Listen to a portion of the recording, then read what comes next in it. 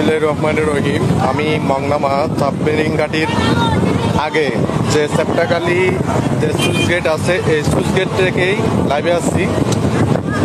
কথা হচ্ছে মূলত এই সুইচ গেটটা করার সময় ঠিকাদারের অব্যবস্থাপনায় মংনামা আজকের এই পুরো চিত্র আপনি দেখতেছেন, পুরো মংনামা তলিয়ে যাওয়ার সম্ভাবনা। কারণ জোয়ারের পানি আরো 1 ঘন্টা আছে।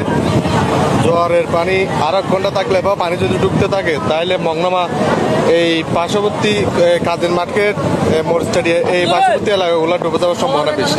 আমি উপজেলা প্রশাসনের প্রতি দ্রুত হস্তক্ষেপ আবেদন করতেছি। আপনারা একটু দ্রুত এসে সরজমিনে এসে এখানে এসে আপনারা সহযোগিতা করুন। কারণ আপনারা যদি ইতিমধ্যে দেখা যাচ্ছে অনেক বাড়িঘর ডুবে যাচ্ছে, পার্শ্ববর্তী যে বাড়িগুলো দেখা যাচ্ছে এগুলোই ডুবে যাচ্ছে, অনেক বাড়িঘর ডুবে যাওয়ার সম্ভাবনা আছে।